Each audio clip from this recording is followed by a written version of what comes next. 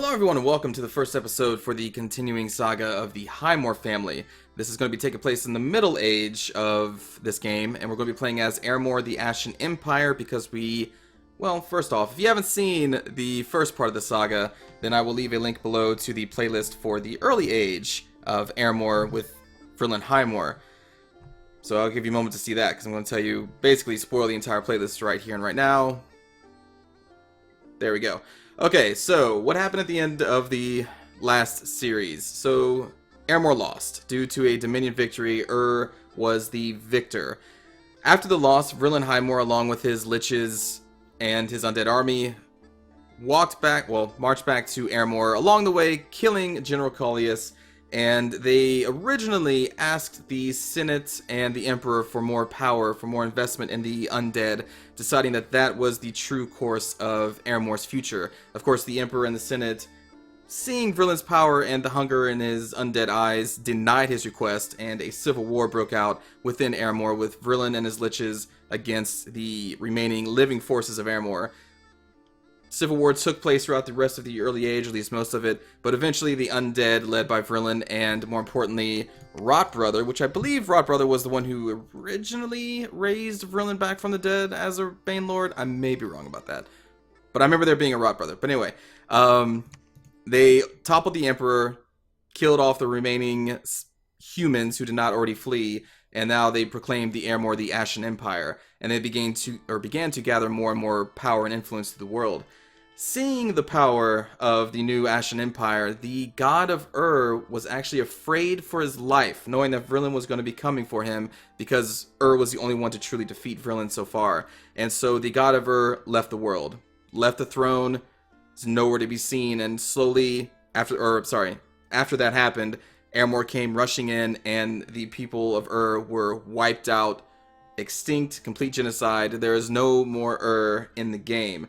Which is true, because in Middle Age there is no faction. So that is what happened to Vrillen and the Ashen Empire happened to and used their corpses to fuel their war machine. And here we are now in the Middle Age, and the throne for the Pretender God is now up for grabs. This time, Vrillen is not going to go for that though, but Emperor Rotbrother, the Master Lich of Highmoor, is going to try to ascend to godhood. And if we do that, well, then we have victory. But that's going to be the goal of Emperor Rotbrother this time, and Vrillen is going to be at his side whenever I finally research up to the required levels, which is going to be kind of down here, because Vrillen is a Bane Lord. I hope they still have Bane Lords in Middle Age. You know, I didn't even look. King of Bane Fires. Do they not have the Bane Lords anymore? They were a conjuration, right?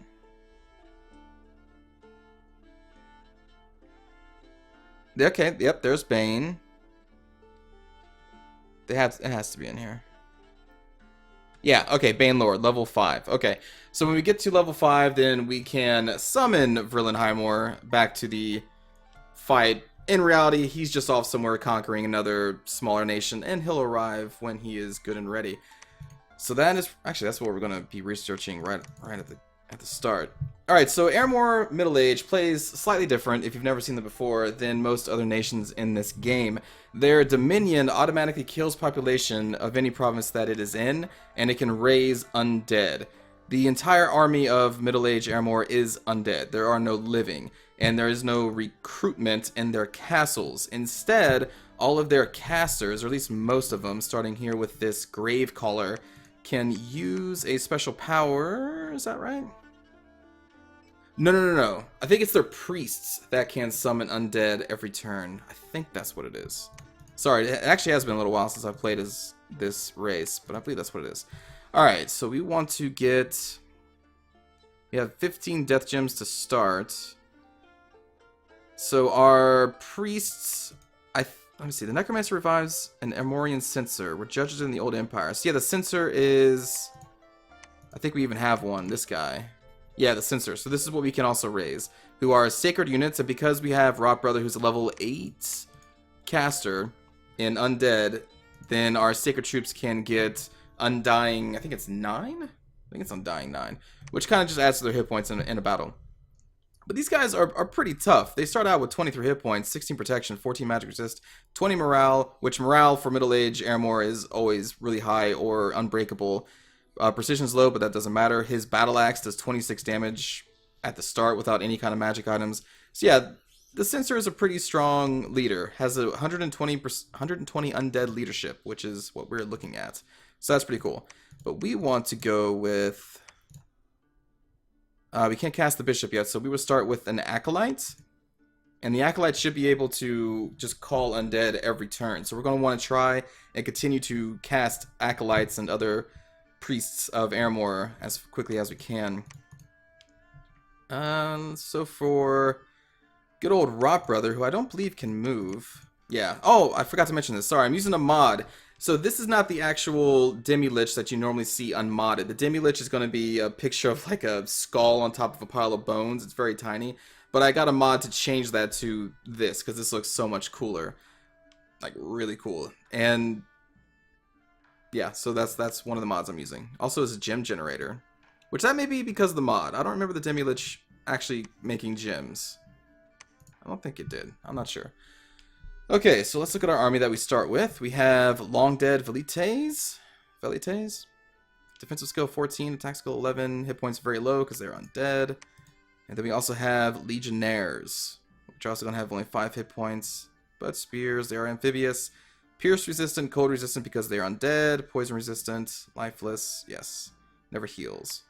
Undead have a lot of advantages. There is no doubt about that. So we want them to fire closest. Fire closest. And the minus or negatives to morale do not matter for skeletons because they have 50 morale, which means they are unbreakable. You have to kill every single last one of them. Alright, you're going to want to stay behind the troops, though. We don't want you to die. So our whole goal is to spread our dominion as fast as possible. Also, a little bit on our enemies this time. We have 10 enemies, and let's see. I made 4 teams. And then there's a couple other AIs that are by themselves. So the 4 teams, each team is 2 people, and they're on Master AI. The 2 people that are by themselves, which I believe is Agartha and the Zilla... What were they called? I've never actually played the race before. Let's look at score graph. These guys, Zobalba and Agartha are on their own, and they are on Impossible AI. And the teams, I think I did Pythium and Satis. I did Iru and Scalaria, Vanheim and Jotunheim, and then Ashdod and Nazca. Those are the teams. And the people on teams again are on Master AI. People by themselves are on Impossible. I have never really played against Impossible, but considering I am the Ashen Empire whose dominion kills the AI and the AI doesn't really understand what's going on, I wanted to bump it up to a little bit harder. So I'm by myself, and it may go totally bad. I don't know. We'll see. Let's take a look at our building here. 15 death gems per turn. That's pretty dang cool. So Rot Brother is just going to research, and I'm going to wait a turn to see what we have around us, because we don't have any scouts. We'd have to probably summon, I think they call it, what, Black Spirits? I think they're like Conjuration 1 or something like that. So let's end our first turn. We receive the Acolytes. They have a... Oh, Prophet. You know what? I probably should have done that. Let's do that. We'll make this guy our Prophet. Really, it probably should be Vrillen. Would make more sense. Holy crap. Yeah, this guy just produces one of all those colors. I don't remember the Demi-Lich having that. But anyway, now we have our first Acolyte, Ebenezer. And there we go. So, he can reanimate. So we want him to do that. And we'll have him reanimate just long dead warriors. Now we have 20 death gems, so we're going to cast a bishop. And then the bishop, I think, will have enough to cast the archbishop. Is that right? No. No, but I think he's going to be a level 2 priest. So I think he can reanimate even more. Holy crap. 160 warriors, phantasmal, lion tribe, and lion tribe archers. That's not too strong. Well, we're going to become Prophet this time, so we'll just wait a turn. And we should also have, there we go, Undead automatically produced where your dominion is. So you get a lot very quickly. And I normally just kind of combine them in just massive groups. Nothing really need to be organized about it. They're just undead. And let's end this turn. But since I'm fighting against like impossible AIs, they're going to be grabbing land pretty quickly. Pretty quickly. Let's add all them to that group, and we are going to go down first. There we go, we got a level 2, so he can reanimate even more. He can even reanimate horsemen, but we'll just stick with the long dead warriors. And we want to continue to make more and more casters as long as we can. Eventually it's going to get out of control. Alright, our first battle. Let's take a watch.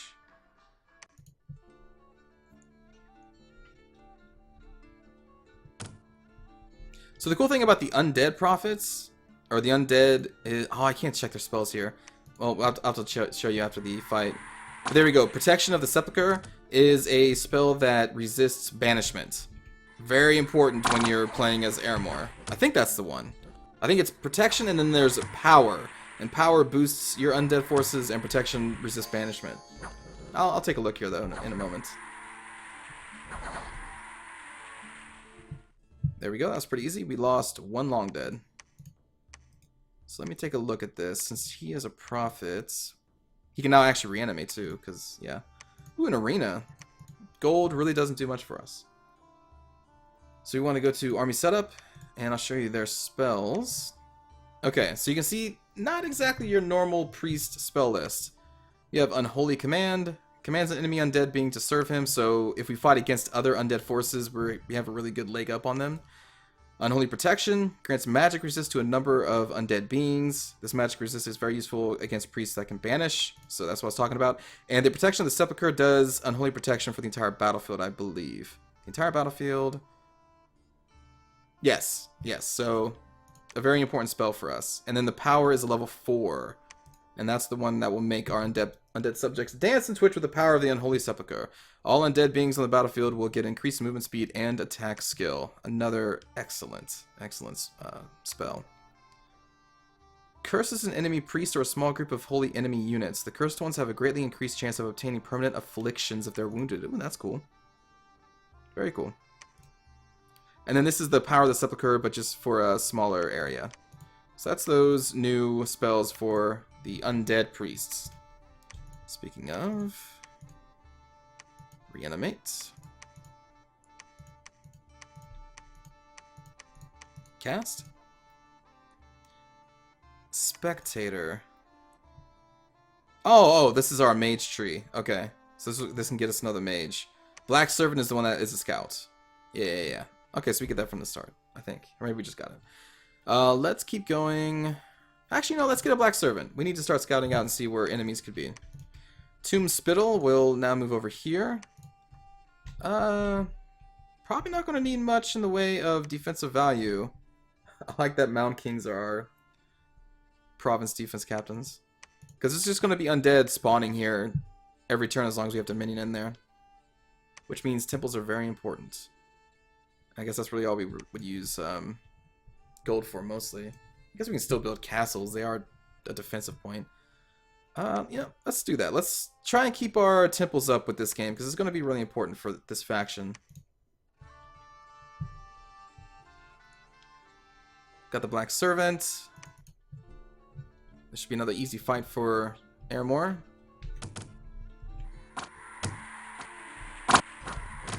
How are these horses? 17 protection, 16 defensive skill. Oh, they're sacred. Knight of the Unholy Sepulchre. Oh, no way.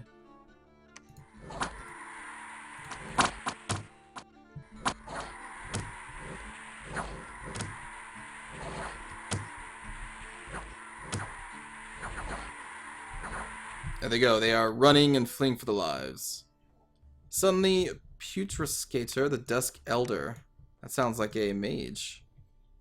There's our Black Servant, who is going to be Ethereal and Stealthy 60. So this is our scout. I'm going to send him across the river. Whoa. Wants an augur elder of exceptional power. His true name no longer remembered. He once led the augurs of Airmoor to study the darker aspects of the Satician magic. Okay. Ooh, he's ethereal too, and stealthy.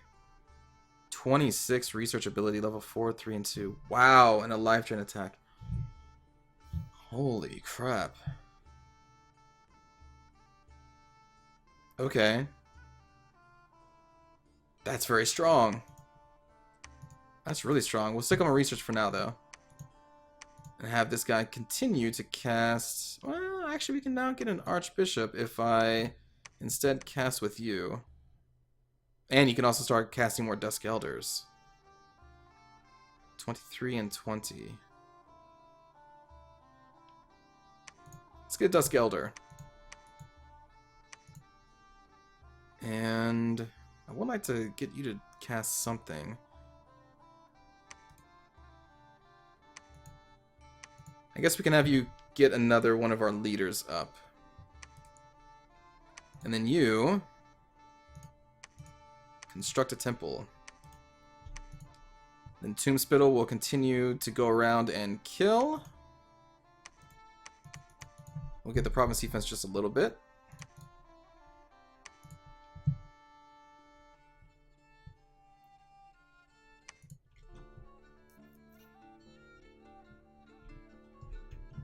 Oh, they actually have heavy cav. Oh no, they killed one of our undead knights.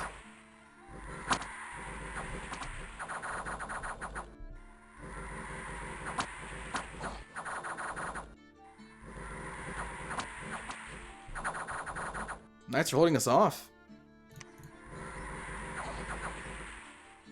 There we go. But like all living, they run away. This... Actually, no, this is kind of funny. Playing on this map. I haven't played since one of my first games on the channel, which was covering Atlantis. And as Atlantis, I started right here. So I'm kind of just starting in the same area that I was before. Let's go south. Ebenezer will move up to continue to make more temples. Our scout will move. We got a new leader and a new Dusk Elder who has 20 research. Yeah, these Dusk Elders are pretty good. Like, really good. And you, I need to give the gems here. And this turn, can we make a Archbishop? Yes, excellent. Alright, so you two will just research. Huh. Look at all these undead.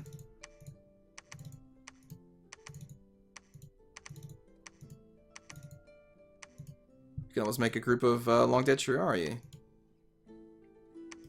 And these knights, I'm actually going to save up because they can be pretty powerful with the sacred ability. Because it'll give them 9 extra hit points so they can stay alive a little bit longer. Although I guess if they dip into the undead hit points that the sacred gives them, they're dead at the end of the fight anyway. Ah, whatever. We'll keep them over there. I want you to attack closest enemy. We will put you in a formation, because why not? We'll set these guys on fire, because some of them do have javelins. Like that. And you are going to stay behind troops. Okay. And these guys continue to reanimate. I could change to horsemen. Okay. Sorry, you may hear squeaking in the background. My roommate's dog is running around with a squeaky ball. The souls are kind of worthless. We'll just keep going with the long dead. Okay. Let's end turn. Looks like we're having ghouls just be reanimated. Where our temple is. There we go. We only lost one.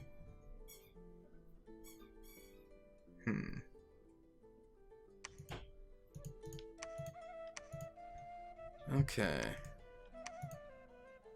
This is great. I mean, we're just having armies just kind of spring up everywhere. And we want to construct another temple. Oh. Oh, so already we're coming across an enemy there. Okay.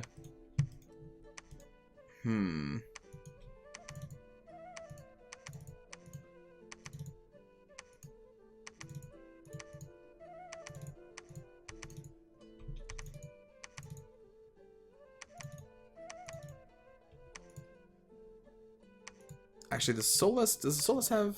Oh, no, they're unbreakable too. Okay, cool. So put them there, Triaryi there. And we can probably split these off into another group. Again, because morale means absolutely nothing to these units. So this way, these people should all have javelins. They are the proper soldiers. And then these are going to be a kind of a throwaway long dead units. There we go. Some semblance of order, of Amurian order. Is that how you say that? Armorian? Probably is how you say that. Okay. 16 gems. We have... Aha! Level 3. We can get lictors, which are like these guys, but I think they're the soldier versions. They're pretty strong. Or we get 24 plus Solus. But I'm going to go with the lictor this time. And we're going to need to find more undead sites. So tell you what, I'm actually going to send this guy out to look for death magic sites. And you're going to go there. And... I don't know, is this army big enough to take these guys on? I'm going to say hopefully. Do we have any kind of spells? I don't think we would really have anything strong yet. Yeah. I'll tell you what. We'll actually send this guy this way. Instead.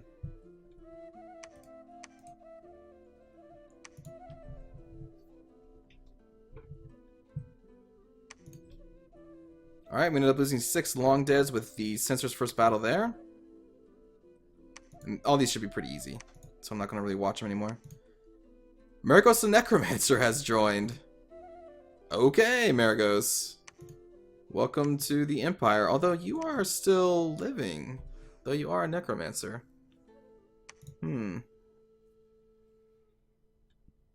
What's your leadership? 60.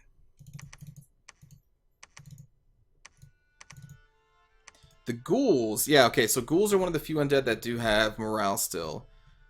So you don't really want to mix ghouls with true undead beings.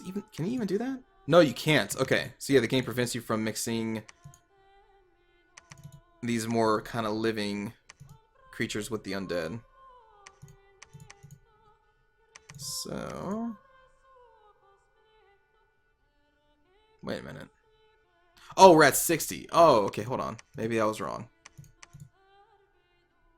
Nope, no, okay. They do not. Good, okay. So I can never accidentally do that. Very good. We will do just the Solus back. And I guess just like a long dead.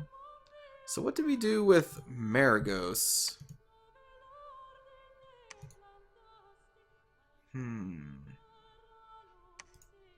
Well, let's not forget this. Let's search for magic sites with you. Let's send Maragos up here, or Murgos up there. Tomb Spittle will continue to go on the rampage. As will you. I'm definitely planning on meeting Agartha and the Zilbaba, which are like the underground bad people. Although Middle Age, I think the Zilbaba are mostly humans more than bad people, but I think they still prefer the underground, so I'm thinking those two races are going to be down here. So that's going to be the two impossible AI hopefully fighting each other. I'll just conquer the top of this area. Hopefully. Okay, 31 death gems. We will cast Wailing Lady. Of a Nemorian lady. The Wailing Lady weeps in lamentation over the annihilation of the Empire. The apparition is horrible to behold and her sorrow impossible to bear. Living beings drop dead upon hearing the wail of the spectral lady. The wailing ladies are ethereal and difficult to damage with non-magical weapons. They are sacred and can be blessed by the priest of Highmoor. Wailing ladies can't enter the sea. That sounds like an elite soldier, or elite troop, but we're not going to use our gems on that yet. We still need to get our bases covered. So do I want to go for the caster or the priest? Caster, priest, caster, priest. Let's see how good a spectator is. Oh, actually, we probably already know. Yeah, okay, so they have 12 research ability. For 12 death gems. For 8 more, we get 26 research ability plus much powerful caster. Oh, we can't have, actually, you can't even afford it right now, though. Well, in that case, just get a bishop instead. Alright, Ebenezer. Move up there.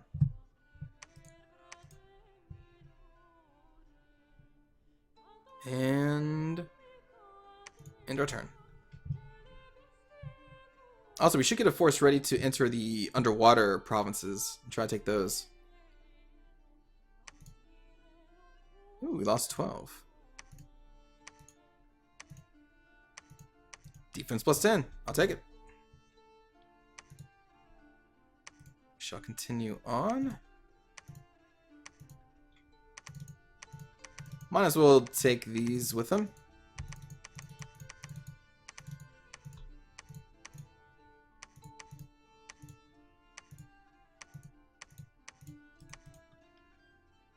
Need not eat. Protection 0. They're really weak.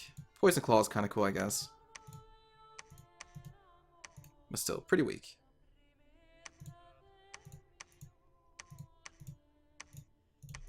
Alright, we're going to move him up.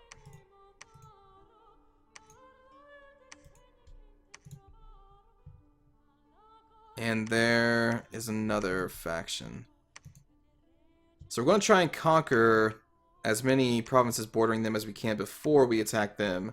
I don't actually want to attack them. I want to kind of take the border and then take all the inner provinces is what I'm going to go for. Like, I'm not going to attack them yet either. Next turn, we'll build a temple here. You can see our dominion's already spreading up there, which is great for us. Unfortunately, Maragos can't really do much here until we get like a lab going, which I may do, and as well as a castle if I can. But our income is pretty low, as you can see. I think that does it. We're almost in level 3, which would give us a Lictorian Guard. A handful of lictors. Okay. For 10 death gems, we get 5. Pride of Great Lions and binds them to his service. Why would that be unique? By the way, the blue spells are unique to that faction. Why would an undead empire have a unique spell that gives us Great Lions, which is nature? That seems very odd to me, but okay. Whatever you tell me, game. And we're gonna do the same thing. We need death gems, so I'm gonna actually spend, instead of having him research, I'm gonna send him this way and research or look for magic sites over here. You need to reanimate long dead warriors. Okay.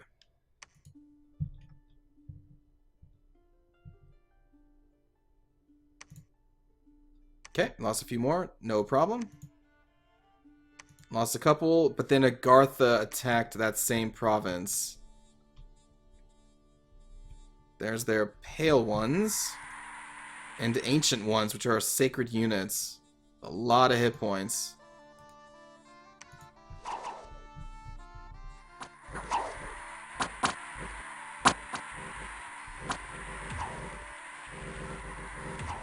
But they're gonna have to kill every single one of them. Yeah!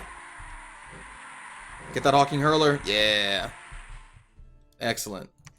Although we may now be at war with them, which is not excellent. I was not planning on that to happen quite yet. Oh well. We'll persevere. But if we're going to be going at war with them, I need to move this priest down and then build temples down here. Oh gosh, they're already down there. Eey.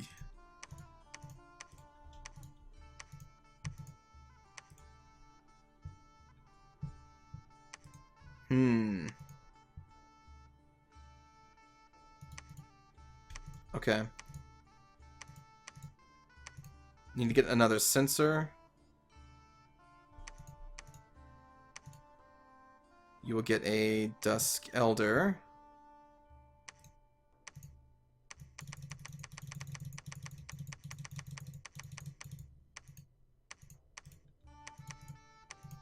Search for magic sites. Let's gather some forces on the way.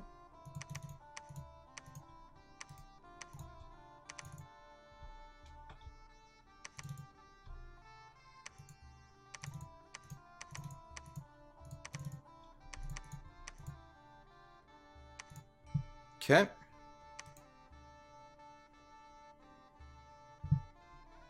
Do not want to be fighting on 3 fronts. Not at all.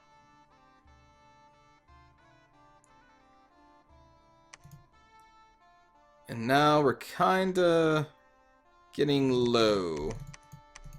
We only have 28. Which is not that much. So instead I'm going to spend a turn and we're going to reanimate.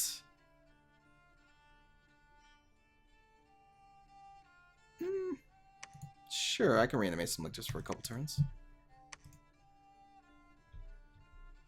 I don't think we're going to be attacked here. Maybe I should move Marigold south too, just in case.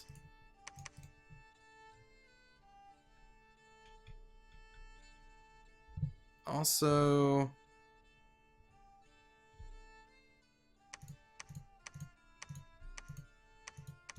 I'm going to move my reanimating team south as well. And reanimate closer to the front lines. It's going to take a couple turns away from reanimation, but I think in the long run it's going to be good. Because I'm not sure if the AI thinks we're at war or not. Let's end this turn. This actually may be the time to overwhelm Agartha right now. Okay, we lost nothing.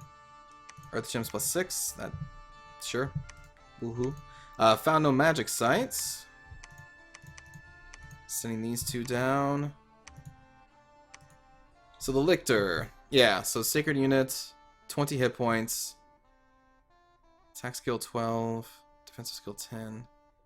Pretty good. That's a pretty good unit. 29 hit points altogether if they're blessed.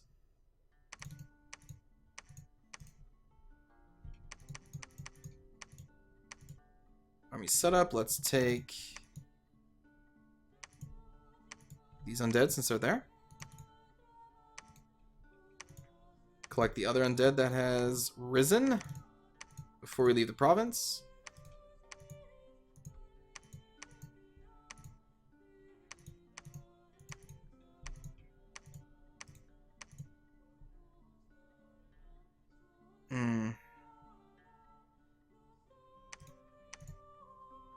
Wow, and Agartha's already there too. Okay.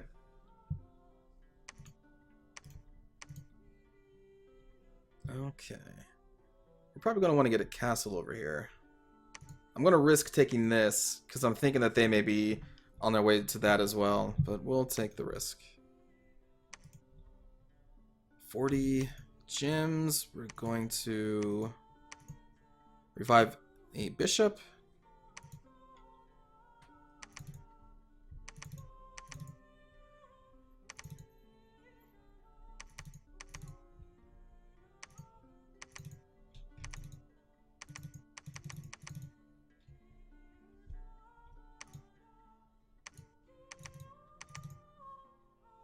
I'm trying to organize these guys.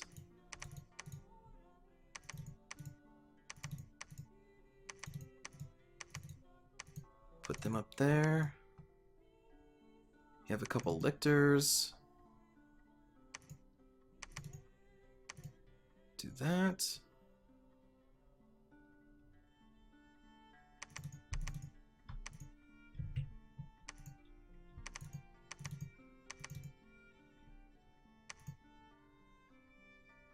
I want to kind of build a big group of lictors. Yeah. There's not going to be any more summoned here, though. Oh, and he can't lead any more groups? Okay, no problem. We'll just do this. Oh, no, he can't lead them at all. Oh, because he's at 120. Sorry. Yeah, I just noticed that. Well, we'll switch out the Soulless for... We'll just have these guys guard commander for now.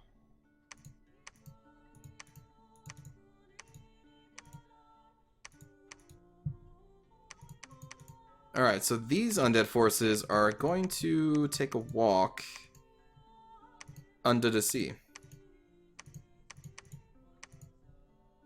Because they can. Alright, Plague Storm.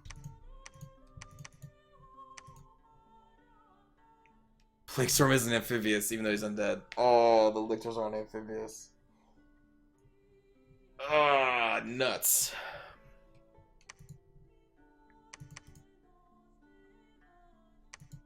Our Dusk Elders are, though. And so are they. I don't know if I want to use a Dusk. That's a level 4 Death Mage. You could be researching, but I need those provinces now. Okay.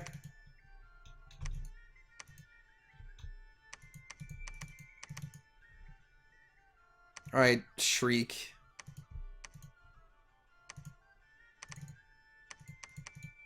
I guess you'll go underwater.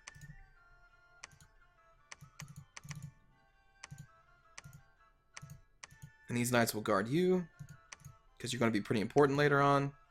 Right now you can't do too much. Soulless might as well join.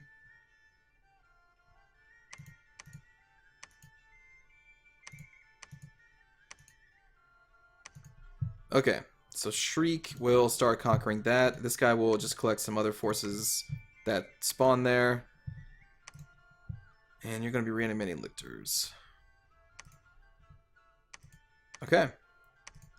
Well, I think that's going to do it for our first episode, everybody. Hope you enjoyed, and let's hope that the Ashen Empire can spread its influence across this world and turn everything into an undead husk. Take care, everybody.